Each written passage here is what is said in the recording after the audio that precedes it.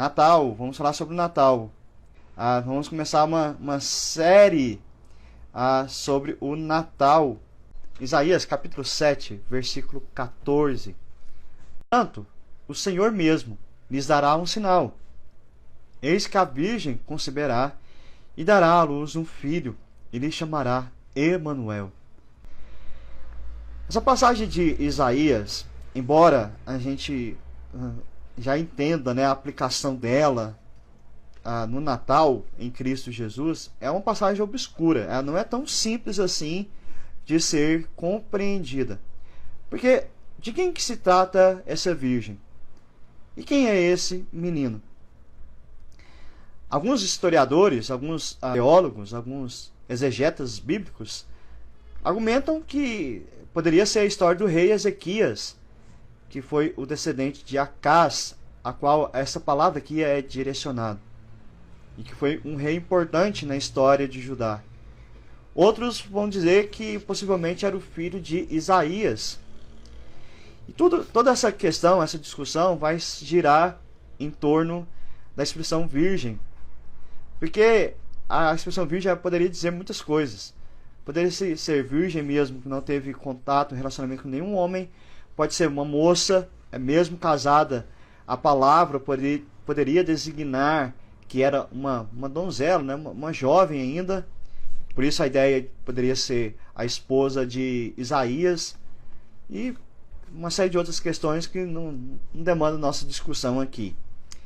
Mas de qualquer modo, quando você olha para esse texto, de fato não dá para limitar a Ezequias ou algum filho de Isaías, por causa da expressão Emanuel. Não poderia ser um mero homem, não era qualquer criança, porque Emanuel quer dizer Deus conosco. E a profundidade desse Deus conosco é muito maior do que só o cuidado de Deus para com o povo, como vai ser dito aqui. Era a presença do próprio Deus. Só para a gente entender um pouco o contexto, o rei Acás era o rei de Judá nesses dias da profecia, e o reino de Judá se via ameaçado pela Síria e pelo reino do norte, pelo reino de Israel. Na época, o reino, os judeus eram divididos em dois reinos, o reino do norte, Israel, e o reino do sul, Judá, no qual Acás era rei. E Acás então estava perturbado, juntamente com todo o povo, com aquela ameaça, com aquela situação. Mas o Senhor havia garantido a Acás proteção contra esses invasores, incluindo até que o reino do norte iria cair e os sírios seriam tomados pelos assírios, que de fato aconteceu. Mas Deus exigiu que Acás confiasse nele, confiasse em suas palavras. E por isso que Isaías vai dizer ao rei Acás o seguinte: olha, peça um sinal a Deus, qualquer sinal, para que você confirme essa palavra de proteção, de segurança, que Deus estaria com o povo de Judá. Mas Acás, ele não quis pedir um sinal a Deus. E aí ele diz assim para Isaías: não pedirei, nem tentarei ao Senhor. Quando você lê essa expressão, parece que Acás era temente a Deus. Ele não quis tentar o Senhor, não quis pedir sinal ao Senhor. O Senhor vai fazer, ele não precisa de sinal, mas não é bem isso. Se você olhar a postura de Acás, as atitudes dele, o que ele dizia, ele foi cínico aqui. Ele usou de puro cinismo diante de Isaías, porque ele não queria assumir um compromisso de crer nesta palavra de Deus. Ele não quis assumir que Deus de fato iria resolver aquela situação. Ele não queria se comprometer na ideia de que Deus estava com o povo. Então, desse modo, ele não quis pedir um sinal a Deus. E aí, chega na expressão do versículo 14. Portanto, ou seja, porque devido a Acás não ter pedido um sinal de que o povo estava seguro, que Judá estava segura, o Senhor mesmo forneceria o sinal que não havia sido solicitado. Por vontade própria, o Senhor iria dar este sinal.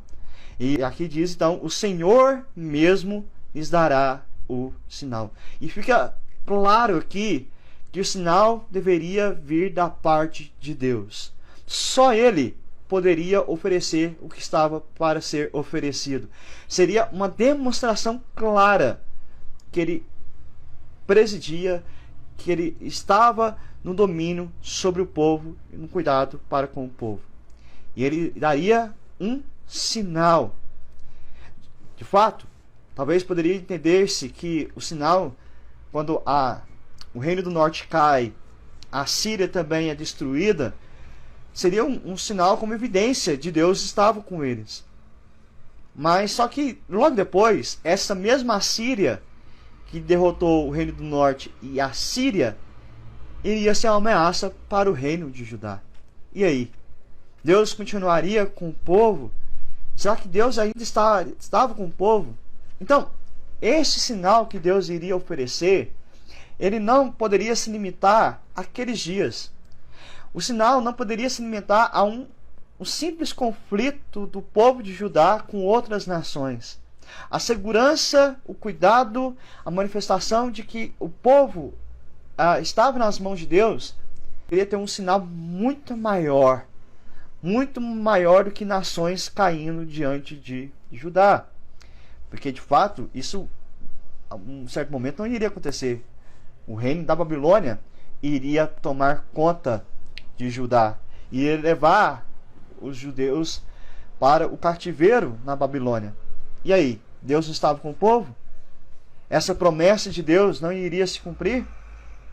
E aí a gente percebe que a perspectiva aqui de Isaías e a promessa de Deus era muito maior do que o reinado de Acás, o reinado de qualquer outro em Judá, de qualquer situação daquele povo. Então, é descrito: eis que a virgem conceberá e dará à luz um filho. Um fato, por exemplo, naqueles dias não nascer um menino de uma jovem virgem nos dias de Acás é prova de que a promessa não era para aquele tempo, mas para todos os tempos, para todas as eras. O propósito aqui dessa promessa era não só para Judá, mas para o mundo inteiro, para todos aqueles que pertenceriam a Deus, justamente por meio deste filho. Por isso que o sinal de Acás, se ele pedisse, estaria limitado ao seu próprio tempo. Mas Deus ofereceu um sinal atemporal, um sinal que passaria por gerações. Tanto que, nos dias de Jesus, havia essa expectativa desse sinal. Quando ouve-se que a Virgem concebeu um filho, não era tão surpreendente assim. Havia essa promessa no coração do povo. Por isso que o cumprimento último dessa profecia não seria um evento comum. Seria um evento histórico, como nós celebramos até hoje e iremos sempre celebrar. Seria um sinal tão público, uma demonstração tão clara, a ponto de convencer o povo de Deus que Ele estava com eles. E a prova disso é que esse menino se chamaria Emanuel, que quer dizer Deus conosco. O nome é designado para denotar que Deus estaria com a nação como seu protetor. E o nascimento dessa criança seria o cumprimento do sinal, seria o cumprimento da promessa do cuidado de Deus, que Ele estaria sempre com os seus. Esse nome, então, Emanuel, apontava para 3 fases futuras da obra de Deus: o julgamento iminente, a restauração vindoura e a redenção futura. Então, quem olhasse para essa criança, para a promessa dessa criança, sabia que Deus iria trazer juízo sobre os ímpios, que Deus iria restaurar a situação do seu povo e que Deus traria uma redenção futura. Essa é a promessa que nós temos em Cristo Jesus. A diferença é que nós não esperamos o nascimento dele, porque ele já nasceu. Mas a promessa agora se estende de que ele voltará. Todavia, ele disse que estaria conosco todos os dias, até a consumação dos séculos. O Emanuel, o Deus, está com cada um de nós, está com o seu povo. Por isso que Mateus, então, vai aplicar esse nome como uma expressão da posição do Messias. Lá no Evangelho de Mateus você vai ver justamente o cumprimento desta palavra. A promessa se cumpriu no nascimento de Cristo Jesus. E Mateus, então, aplica muito bem essa passagem das Escrituras, essa promessa a Cristo Jesus. Este nome, então, foi de forma inquestionável dado a Cristo, porque Ele é a consumação desse sinal, Ele é o fato real, Ele é o unigênito Filho de Deus, que vestiu a nossa carne e se uniu a nós, participando da nossa natureza. Esse é o sinal que o povo precisava. Esse é o sinal que nós temos de que Deus está conosco. Portanto, esse homem que viria, esse menino que nasceria, não poderia ser qualquer homem. Ele tinha que ser o próprio Deus. E essa é a certeza que nós temos. Jesus é o próprio Deus encarnado. Para encerrar, eu quero fazer algumas aplicações para nós. Não duvide do cuidado de Deus para com a sua vida. Acas duvidou. Acas nem queria pedir um sinal a Deus, nem queria olhar para o sinal que Deus iria oferecer. Hoje, você também não precisa pedir um sinal para ter certeza que Deus está cuidando de você. Mas você não precisa pedir porque o sinal já está aí. Basta olhar para Cristo Jesus. Basta olhar para o nosso Salvador. Basta olhar para o seu nascimento, para a sua vida, para a sua morte na cruz em nosso favor. Basta olhar para o túmulo que está vazio, pois ele ressuscitou. Basta olhar para a vida da igreja e saber que Cristo vive. Ele está sempre conosco. Então não duvide do cuidado de Deus para com a sua vida. O Natal é um tempo para celebrarmos justamente o cumprimento dessa promessa de Deus, do cuidado dele para com o seu povo. Então o Natal é um tempo de você celebrar a fidelidade de Deus em cumprir as suas promessas. Louvado seja o Senhor, porque esse sinal se manifestou e nós podemos vê-lo e celebrá-lo no dia de hoje e até a chegada do Natal e por toda a nossa vida. Amém? Fiquem na paz e até mais.